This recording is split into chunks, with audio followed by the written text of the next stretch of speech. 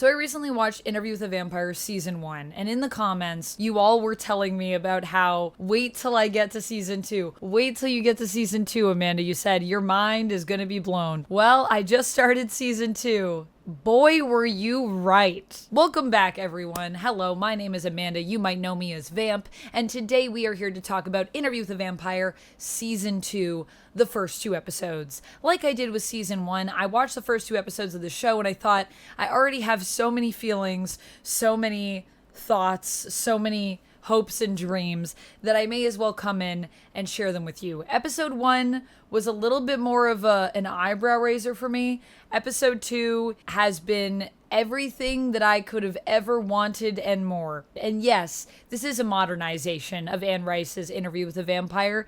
Yes, we are kind of in some different time periods, but the way that it all has shifted and yet still stays the same. The way that we've maintained the integrity of this story is like unreal. I've never seen an adaptation do such a great job with the story until now. And it's my favorite book series of all time that we're doing it with. So I just feel so blessed right now. So episode 1 of season 2, we kind of are going along with Claudia and Louis. They have taken out Lestat at the end of season 1. Spoilers for season 1. Do we have to worry about spoilers for a show from 2022? I'm so late to this. So Lestat is dead and gone. Dead. And of course, Louis and Claudia are left to their own devices. They are left alone, and they do decide to search Europe for other vampires. But this is, of course, a war-torn Europe because of when we are setting this version of the story. And I actually really liked the exploration that they did a little bit with that, as well as the idea of, you know, what do their victims taste like, and how does that impact their own demeanor, and how the suffering of people can also kind of like sour the blood and therefore makes them miserable, which I thought was an interesting idea and definitely lends to some of the stuff that you read in the books. And we're going through their journey through Europe. We find out about how they meet this other vampire who is totally different. I don't think she exists in the books, but it's interesting because she's kind of a combination of a few different things. And obviously the way that she meets her end, throwing herself into the fire, evokes the origin story of Lestat and his creator Magnus, who we'll get to know, I'm sure, more as the show goes on. Magnus has already been alluded to a few times at the point that I'm watching at. I will say I am a little bit into episode 4, but I'm mainly going to focus in this review on the first 2 episodes. So if I talk about anything from later episodes, that's why, because I have watched it. And I thought that episode 1 was really cool, the way it explores sort of Claudia and Louis and their relationship, the way that Louis kind of can't get Lestat out of his mind. I love how he just is there. I love how they also knew, like, we can't do season 2 of this show without Sam Reed. So while Lestat may be dead and gone for now, he needs to still be present in some way because Sam Reed is just too good as Lestat. So what are we going to do? We're going to have him haunt Louis' mind. And that is a thing that I think is implied also even in the books, although Lestat physically being there in Louis' mind, like seeing him, having these visions of him, is not a thing that I recall. But what I like is it's a good visual representation of what's going on for Louis in the books, and in terms of sort of him mourning the loss of Lestat, and him also thinking back to this pretty terrible thing that they did to their maker. Which obviously in episode 2, when we come into contact with the Theater of Vampires, which Theater de Vampire is one of my favorite things in the books, and of course we're definitely going to go into it more when we go into Lestat's story, which I also like that so far here we see a little bit of it, I think maybe in episode 3, maybe not in episode 2, but we refer back to Lestat's connection to the theater, and that is something that I also love because we learn more of Lestat's story in his book, in The Vampire Lestat, which is obviously where we're going to be moving to next with the show, but it's not in Interview with the Vampire. We don't really get Lestat's perspective. And what I like about having a little bit of that here is it's a good way to just kind of build the groundwork for where we're going to be going with Lestat's story as we get to learn more about him, I'm assuming, in the next season when we do the vampire Lestat. And he has a whole origin story, so you can even have little bits of this shown here and not give everything away. There's still so much to dive into, and especially with his relationship with Nikki, we're going to get into all of that, Nicolas de l'Enfant, and that's going to be a whole thing. And I'm sure they're going to get into it a little bit more even in season 2 based on what I'm seeing in these first few episodes. But we need to talk about the star so far of this show for me. And well, of course, I love all of our main cast, love them dearly. I've already gushed about them in previous reviews, which if you've missed my previous reviews, please do feel free to check out some of that over here. We have to talk about Santiago, because Santiago in this is amazing. So fantastic. I couldn't have dreamt a better Santiago. Like, damn, how do they cast this show so perfectly?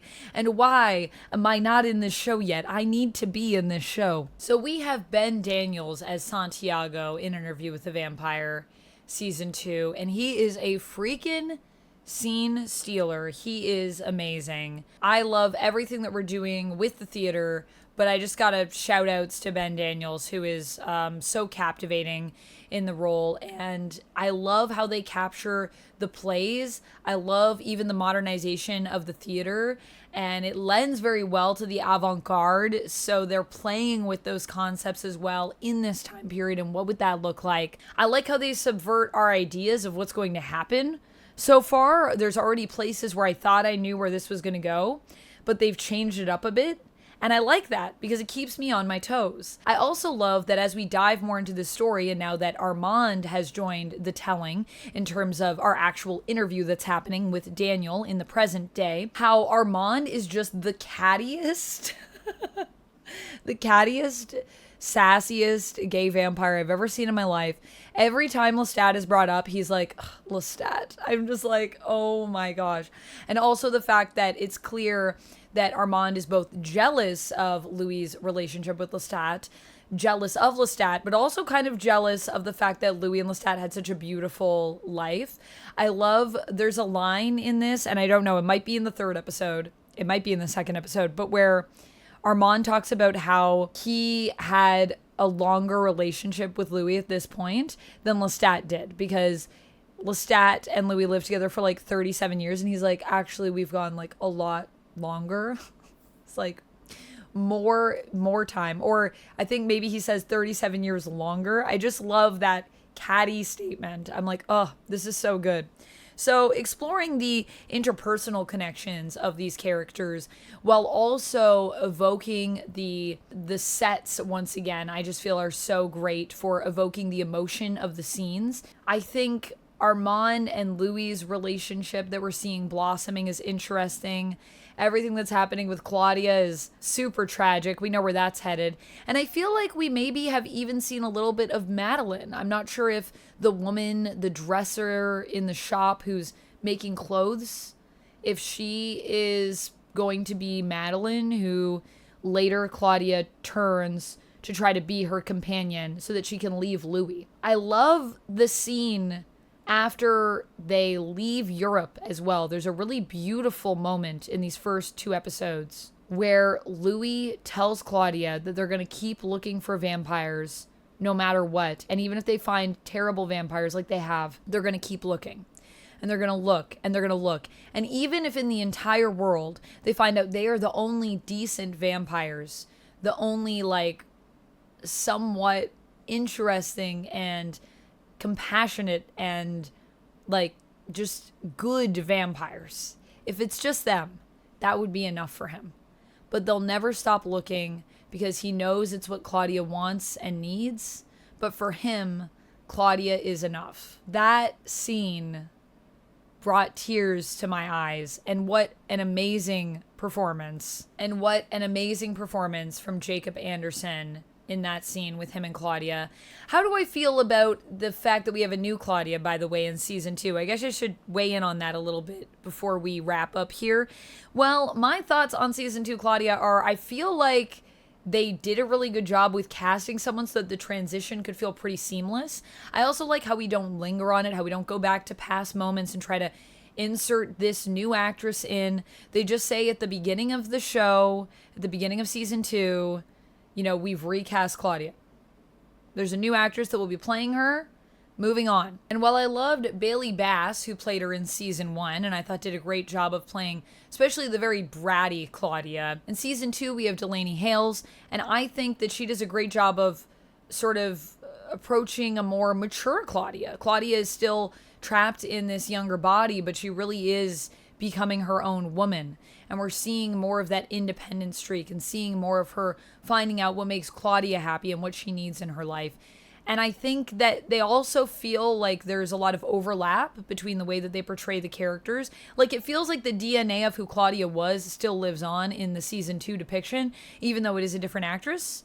So I thought it was a pretty seamless transition, and I think both do a great job. I don't even honestly have a preference. I think they're both really good. So I just feel blessed that we had a transition to a different actress, and it's working so well for the show. At least so far. We'll see how the rest of the season goes. Obviously, I'm still loving it, so that's where I'm at. Let me know your thoughts on Interview with the Vampire Season 2, the first little bit, down in the comments below. What are you excited for me to watch in this season if you've watched it all at this point? Are you watching along with me? Did my videos get you into it? Let me know your thoughts down in the comments below. I want to talk about it. And as always, friends, thank you so much for watching this. Both these episodes, once again, are a solid 5 out of 5. In fact, I'd even do 5 out of 5 for 1 and 6 out of 5 for 2, because that's how much I freaking like episode 2. What an absolute banger. I couldn't take my eyes away. So that's all I have for this one. I'll see you in the next one. And until then, friends, as always, stay nerdy. Bye. And if you like when I talk about Interview with the Vampire, you need to check this out.